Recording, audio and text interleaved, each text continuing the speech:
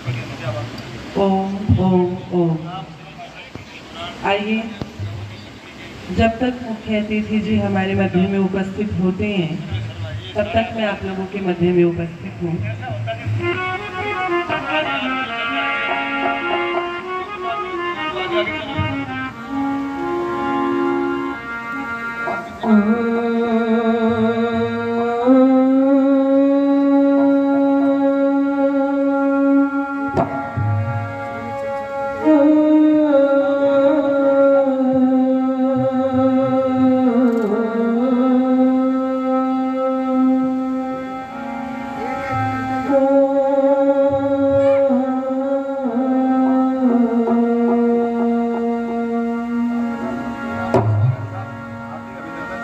स्वस्ति पंथा मनुचरिमा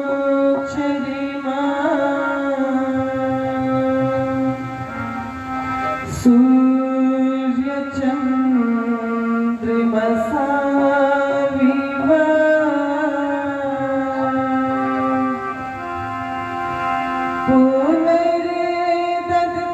पुनर्दत्ताग्नता जानता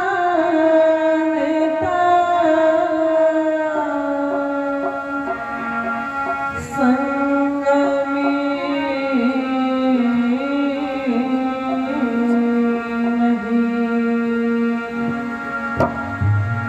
ओम शांति शांति शांति।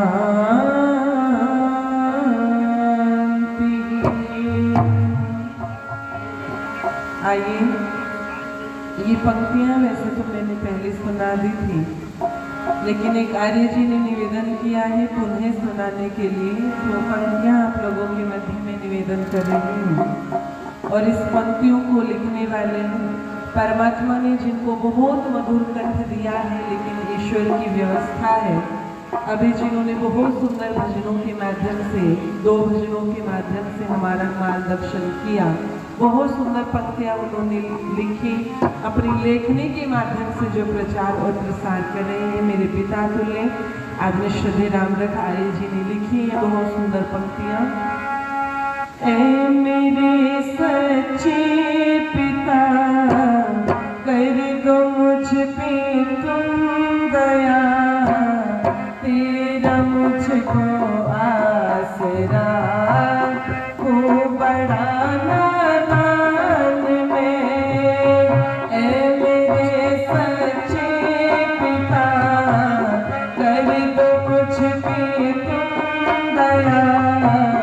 तेरा मुझको आसरा हो बड़ा नादान में हो बड़ा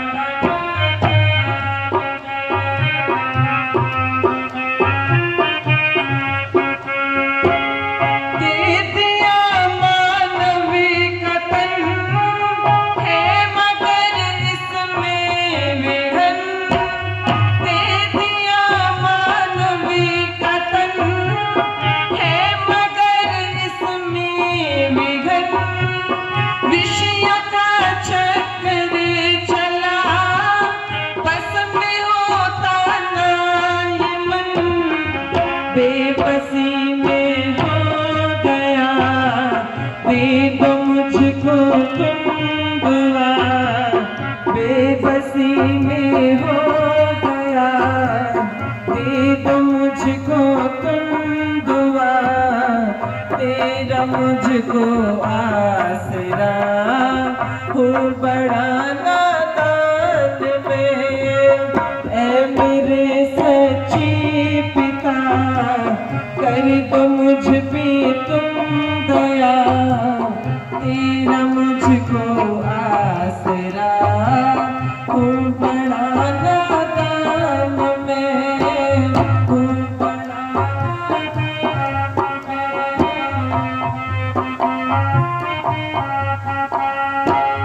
दुनिया में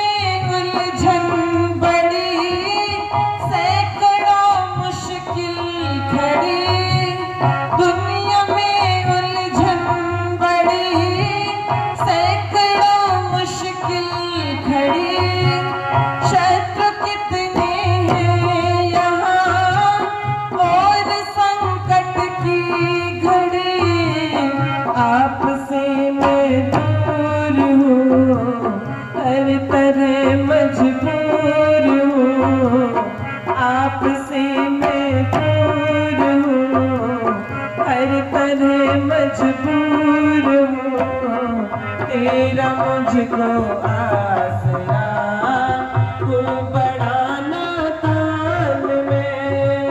ऐ मेरे सच्चे पिता, कर दो मुझ पे तुम दया, तेरा मुझको आसरा तू बड़ा नादान में।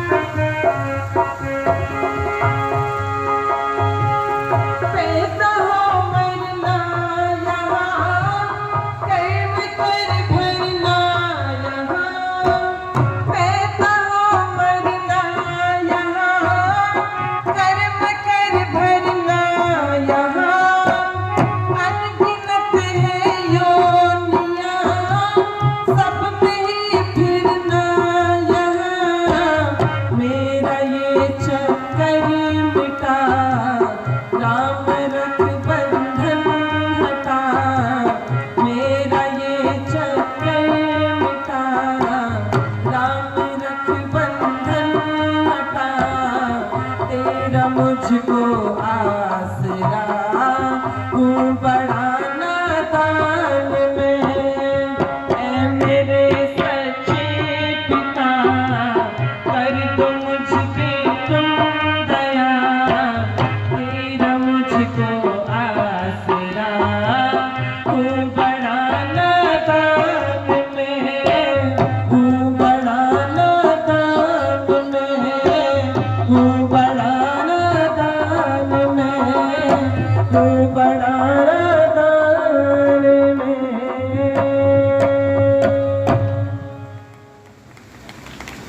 बहुत ही आदर सम्मान श्रद्धा की योग्य इस व्याख्यान वेदी की शोभा को बढ़ाने वाले इस पवित्र पावन गुरुकुल के यशस्वी प्रधान और जिन्होंने ऋषि दयानंद के आवाज को आर्य समाज का प्रतिनिधित्व करते हुए संसद तक पहुंचाया, ऐसे हम सभी की सम्माननीय श्रद्धेय पूज्य स्वामी सुमेधानंद जी महाराज, आज की सभा के हमारे मुख्य अतिथि जी। और मेरे लिए ये गर्व की बात है क्योंकि मैं जिस गांव से हूँ उसी गांव से आप संबंध रखते हैं, और एक छोटे से गांव से कमिश्नर के पद तक पहुंचना, इतने बड़े पद तक पहुंचना पूरे गांव की शोभा उससे बढ़ती है।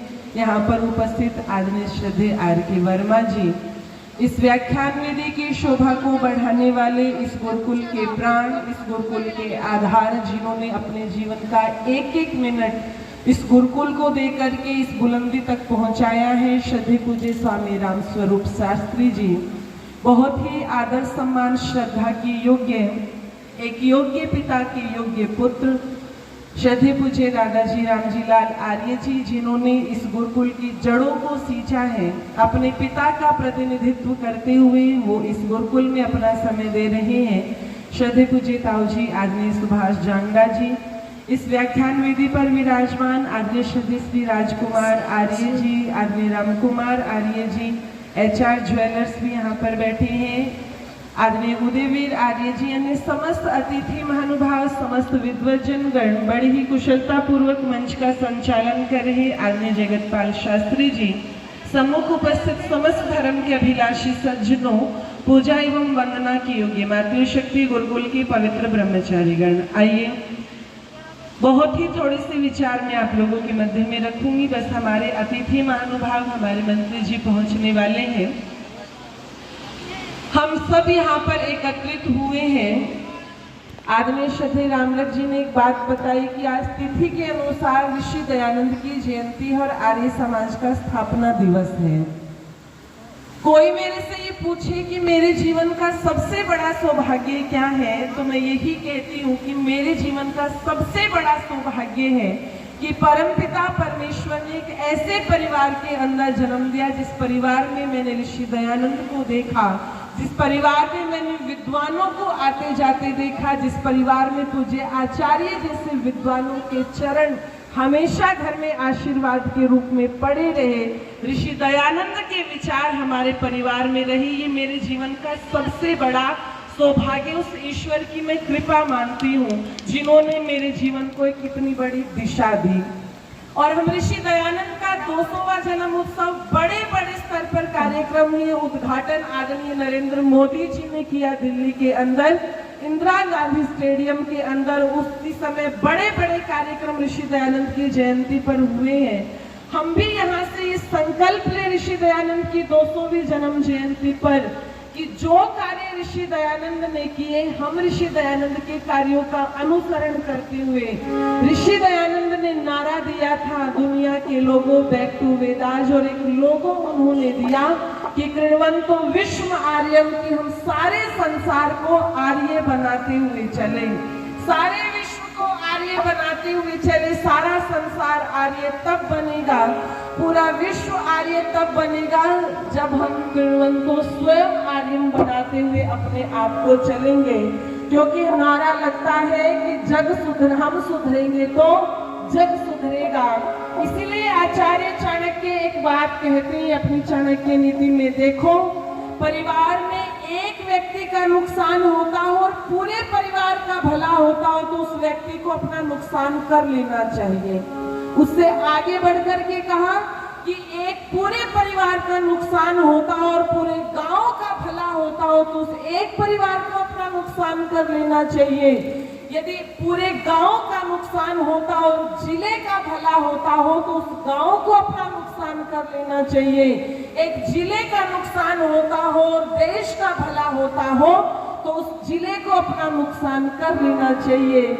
और यदि देश का नुकसान होता हो और राष्ट्र का भला होता हो तो उस देश को भी अपना नुकसान कर लेना चाहिए। आचार्य चाणक्य स्वार्थ से परमार्थ की तरफ बढ़ा रहे हैं। ऋषि दयानंद लिखते हैं सत्यार्थ प्रकाश की भूमिका में कि प्रत्येक मनुष्य का आत्मा सत्य असत्य का जानने हारा है, लेकिन अपनी स्वार्थ सिद्धि के प्रयोजन से हठ, दुराग्रह, अविद्या आदि दोषों के कारण व्यक्ति सत्य को एक तरफ छोड़ देता है और असत्य की तरफ झुकता चला जाता है। मैं निवेदन कर दूं, देश, समाज, राष्ट्र ऐसे नहीं बनता, अपने स्वार्थ को छोड़ना पड़ता है।